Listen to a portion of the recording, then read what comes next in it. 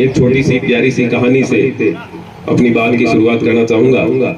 एक छोटा बच्चा अपने घर में डेली देख रहा होता है कि माता जी खाना बना रही है और पिताजी जो है गेट के बाहर बैठे डेली एक लकड़ी से ऐसे फंडा मार रहे हैं, डेली का लकड़ी नीचे ऊपर नीचे कर रहे हैं।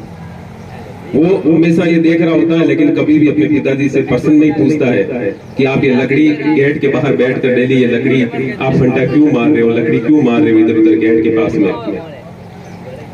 ऐसा करते करते वो बड़ा हो जाता है, उसके माता पिता की मृत्यु हो जाती है, वो फिर कोई काम धंधा करने लग जाता है और उसकी शादी हो जाती है। शादी के बाद में दुल्हन लेकर आता है, वापिस दुल्हन वहां बैठकर खाना बना रही होती है, वो जाकर वहां पे लकड़ी से वैसे ही फंटा मार रहा होता है आगे से लकड़ी। तो उसकी पत्नी पूछती है कि आप ये लकड़ी क्यों बार बार गेट के ऊपर मार रहे हो? तो कि हमारी परंपरा चल रही है, मेरे दादाजी मेरे पिताजी इसी तरीके से करते आ रहे थे, इसलिए मैं भी ऐसे ही करता। उसके माता पिता अंधे थे दोनों ही। जब माता खाना बना रही थी तो पिताजी इसलिए गेट के पास में खड़े रह के डंडा मार रहे होते थे क्योंकि बिल्ली आती थी और रोटी लेकर चली जाती थी। इसलिए उन्होंने मिलकर उपाय निकाला कि जब मैं खाना बना रही होती हूँ तो गेट पर आप डंडा ऊपर नीचे करते रहना ताकि कोई बिल्ली अंदर आके खाना नहीं लेकर जाए। लेकिन उसके बेटे को कभी हिम्मत नहीं हुई ये प्रश्न पूछने की आप पिताजी ऐसा क्यों कर रहे हो। देखिए पीढ़ी दर पीढ़ी इस तरीके से जब कोई घटना चलती रहती है तो परंपरा बन जाती है। हर अंधविश्वास के प्रति विश्वास होता है। हमारे बच्चे कभी कभी हमसे प्रश्न पूछते हैं, चाहे वो मंदिर को लेकर हो, चाहे वो किसी भी गतिविधि को लेकर होते हैं, तो हम उस बात को हमेशा टाल देते हैं। लेकिन यदि हम तार्किक उस प्रश्नों के जवाब खोजें तो बहुत सारे उत्तर मिल सकते हैं, लेकिन हम कभी प्रयास नहीं करते, हम थोप देते हैं। मृत्यु भोज की शुरुआत हुई तो दूर से लोग आते थे तो उनके लिए खाने की व्यवस्था होती थी। घर पर इतनी व्यवस्था नहीं होती थी तो पड़ोसी करते थे। धीरे धीरे पैसे आने लगे तो हम न जाने 5 पकवान तक पहुंच गए और वहां से पहुंचते पहुंचते कहां तक पहुंच गए। ये सारी परंपराएं, आज कोई भी मृत्यु भोज बंद करने का नाम लेते हैं तो उसके सामने कई लोग खड़े हो जाते हैं, परंपरा का हवाला देता है कि हमारे बुजुर्ग ऐसे ही कर रहे थे, न जाने कितनी इसके पीछे बातें गढ़ती गई। और शुरुआत, हर काम की शुरुआत हमें ही करनी होती है। मैं बहुत सारे आपको उदाहरण दूंगा। आज एक उदाहरण देना चाहूंगा। सबसे पहले इनाणा गांव, नागौर के अंदर एक गांव है इनाणा। आज से 25 साल पहले उस गांव की स्थिति ये थी कि उसमें बहुत सारे लोग शराबी थे और गांव के अंदर कोई नौकरी में इतना कोई व्यक्ति नौकरी में नहीं थे। कुछ बुजुर्ग व्यक्तियों ने मिलकर फैसला लिया कि हम हमारे गांव को बदलेंगे और किसी भी काम में सफलता के कुछ सिद्धांत होते हैं, उसकी अपन पालना करें तो अवश्य ही सफल होते हैं और परिणाम मिलते हैं। मैं आपको वही बात बता रहा हूँ। तो वहां के जो बुजुर्ग लोग थे उन्होंने फैसला किया कि हमारे सबसे पहले इस गांव में बदलाव करना है, तो हम यहाँ से धीरे धीरे लोगों को ऐसे जो आदतें हैं उनको छुड़वाएंगे। तो सबसे पहले उन्होंने कहा कि हमारे एक निश्चित एरिया, मतलब हमारे गांव के अंदर शराब का ठेका नहीं होना चाहिए। हो सकता है इस बात से कोई नाराज भी हो जाए, मैं सिर्फ संदर्भ दे रहा हूँ, बात कर रहा हूँ, मेरा उद्देश्य बाकी किसी से कुछ भी नहीं है। उस गांव में किस तरीके से बदलाव हुआ वो बात मैं आपको बता रहा हूँ। ये सत्य घटना है, अखबार में भी आई थी थोड़े दिन पहले, आपने पढ़ा होगा। तो उस गांव के अंदर सबसे पहले उन्होंने ये फैसला किया कि शराब को बंद किया जाए। दूसरा फैसला लिया कि मृत्यु भोज के अंदर जितनी भी कुरीतियां हैं, जो भी अमल डोडा वगैरह उन सबको बंद कर दिया जाए और एक नई दिशा दी जाए। और तीसरा काम उन्होंने किया कि गांव में ऐसी जगह पे जमीन देखी जहां पर खाली 25 बीघा जमीन पर खेल मैदान बना दिया गया और उसके अंदर बहुत सारे खेल के अलग अलग ग्राउंड, बास्केटबॉल, वॉलीबॉल वगैरह, खो खो, कबड्डी, हर तरीके के गेम। उन्होंने युवाओं को, हर इंसान के अंदर ऊर्जा होती है, वो किस तरफ बह रही होती है, ये गाँव के बुजुर्ग और हम सब पे निर्भर करता है कि उनको हम किस तरफ लेकर जाए।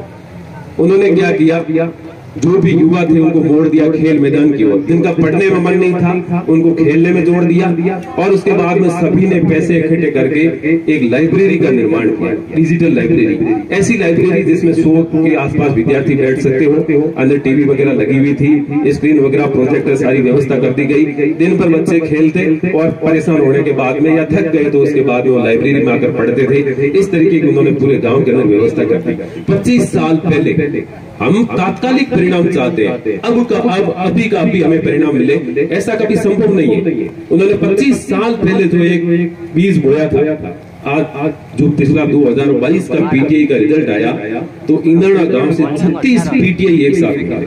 36 पीटीआई किसे कहते हैं? हमारे पूरे भीमडा गांव के अंदर कितने पीटीआई निकले आप बता दीजिए?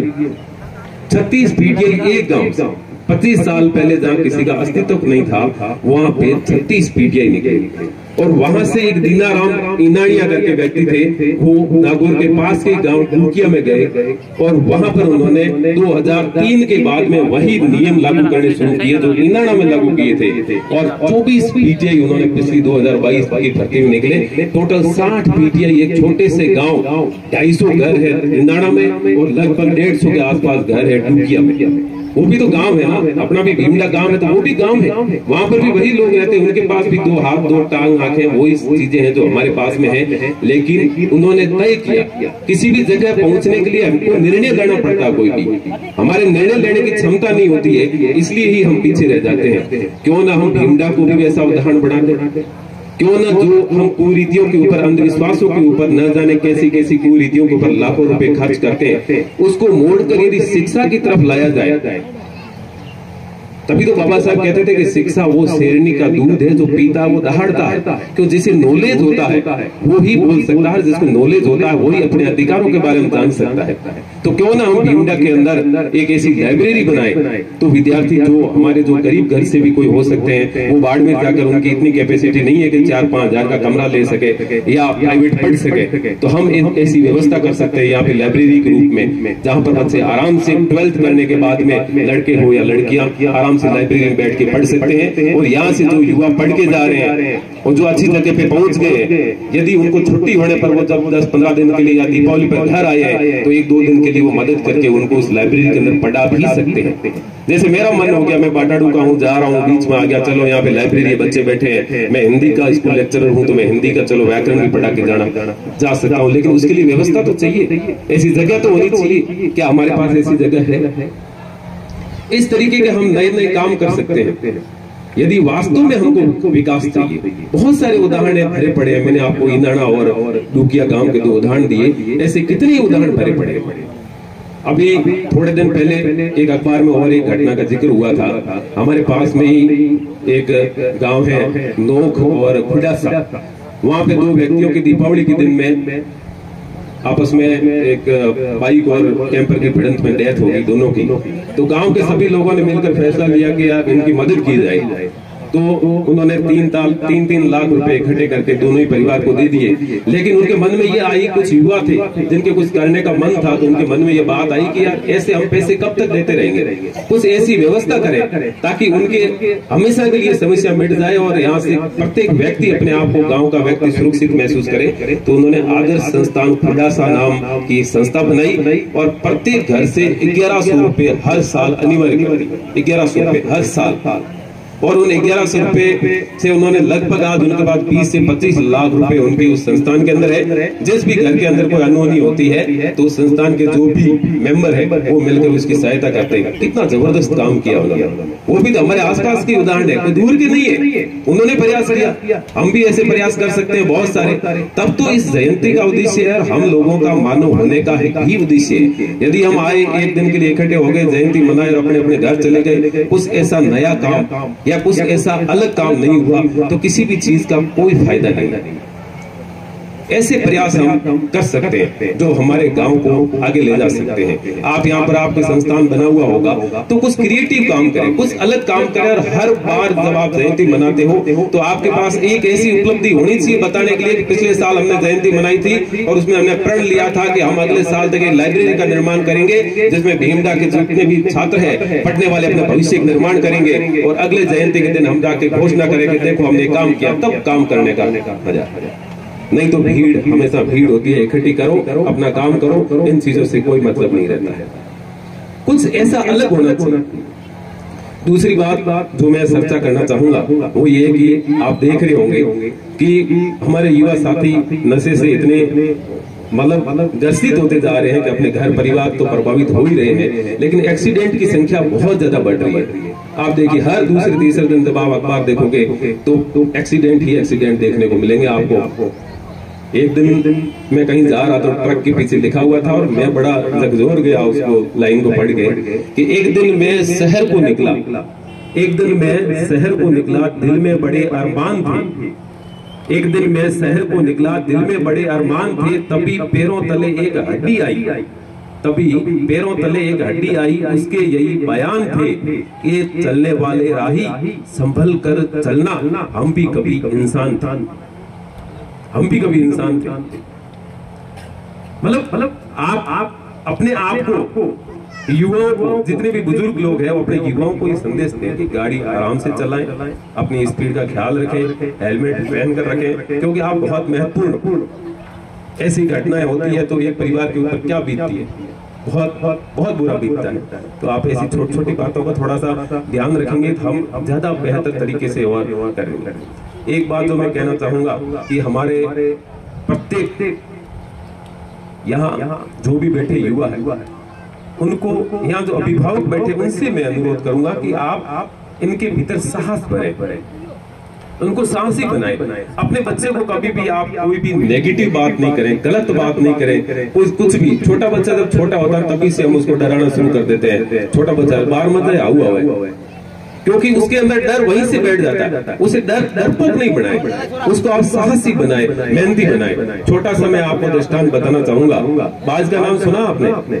बाज जो सबसे आकाश में ऊंचाई पे उड़ता है सबसे, जब बारिश आती है तो वो उससे भी ऊपर चला जाता है। अपने पंखों में इतनी मजबूती होती है कि वो बारिश के बादलों से भी ऊपर चला जाता है। उसकी आंखें इतनी तेज होती है कि बहुत ऊंचाई से भी वो पता कर लेता है कि पानी के नीचे तक कहाँ तक मछली है और सीधा पानी के अंदर जाके मछली निकाल के लिया जाता है। उसके पंजों में इतना दम होता है कि वो किसी बकरी को भी उठा के सीधा आकाश के अंदर उड़ सकता है। प्रकृति हमें हर चीज से सिखाती है। वो ऐसा क्यों होता है? जब गहराई में जाओगे पता चलेगा आपको कि जब बाज जन्म लेता है तो उसकी जो मादा माँ होती है वो उसको दोनों पंजों से पकड़कर 9 किलोमीटर की ऊंचाई तक ऊपर ले जाती है। ऊपर ले जाकर फिर छोड़ देती है, फिर उसके ऊपर ही वो चलती रहती है। जब लगता है कि जमीन पर गिर के मर जाएगा तब वापिस पकड़ती है, वापिस ऊपर लेकर। आप सोचिए कि उस माँ पर क्या बीत रही होगी जो छोटे से बच्चे को इतनी पीड़ा दे रही है, पर उसे पता है कि यदि मैं इसको ये पीड़ा नहीं दूंगी तो ये मुर्गा बन जाएगा, बाज नहीं बनेगा, मुर्गा बन जाएगा। वो बाज जैसी ताकत या पक्षियों का बेताज बादशाह नहीं बन पाएगा। इसलिए वो उसको पीड़ा देती है, उसको तब तक लेकर उड़ती रहती है जब तक कि वो अपने पंखों से उड़ना शुरू नहीं हो जाए। तो किसी भी आप चाणक्य का नाम सुना होगा आपने। एक नॉर्मल घर से चंद्रगुप्त को उठाया और पूरे भारत का सम्राट बना दिया।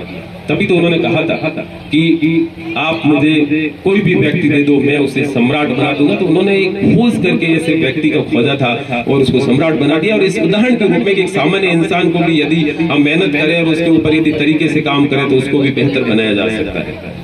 ऐसे न जाने कितने उदाहरण हमारे पास में भरे पड़े होंगे जो एक महानता की ओर ले जाते हैं, लेकिन हम उनको कितना देखते हैं और हम उनके लिए कितना करते हैं, ये जरूरी है। तो मैं विशेष आपसे अनुरोध रहेगा कि आप अपने बच्चों को हमेशा इस तरीके से पालें, इस तरीके से शिक्षा दें। कभी ज्यादा पक्ष लेने की आवश्यकता नहीं है। यदि गलत करता है तो उसे डांटिए, यदि आप नहीं डांटोगे तो कल फिर कोई और डांटेगा। इससे बेहतर है कि आप डांटें। मैं पिताजी का इकलौता था, मुझे हमेशा यही लगता था कि हाँ स्कूल के अंदर भी मैं बदमाशी करूंगा तो मुझे नहीं। मेरे पिताजी तो मेरे को जब भी मौका मिलते गलती करते शुरू हो जाते थे धड़ाधड़। तो उस समय मुझे बुरा लगता था कि मैं इकलौता हूं और मुझे ये पिताजी ऐसा क्यों कर रहे हैं मेरे साथ। लेकिन आज मैं इस मंच के माध्यम से उनको धन्यवाद देना चाहूंगा कि कहीं न कहीं उनकी जो सख्त आदतें थी उसी ने मुझे एक बेहतर इंसान बनने में मदद की। तो इस तरीके से आप अपने बच्चों का भी ध्यान रख सकते हो। बहुत सारी बातें हैं लेकिन